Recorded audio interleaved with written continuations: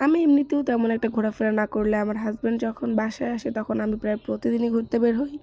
আসসালামু আলাইকুম এভরিওয়ান, কী অবস্থা সবার? যারা বরিশালে আছো তারা আশা করি জায়গাটা চিনবা।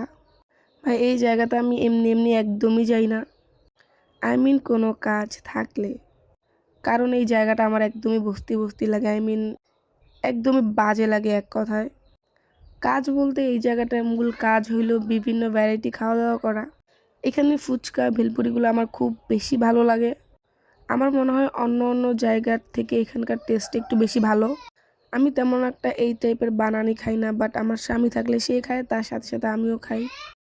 আর ফ্রাইডেতে অনেক বেশি মানুষ হয়, তো সেদিন ফ্রাইডে ছিল না, তাই আমার মনে হয় মানুষ একটু কমই ছিল। সন্ধ্যার দিকে আরও বেশি মানুষ হয়।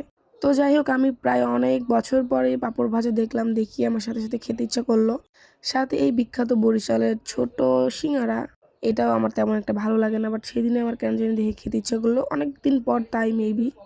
যাই হোক, এখানে খাওয়া দাওয়া শেষ করে আমরা রেস্টুরেন্ট চলে গেলাম। বাট ভাই এখানে এসে আমি যেই পরিমাণ হতাশ হয়েছি সেটা আর বলে বোঝানোর মতো না। ভিডিওটা কেমন লাগছে জানাবা। So thanks for watching.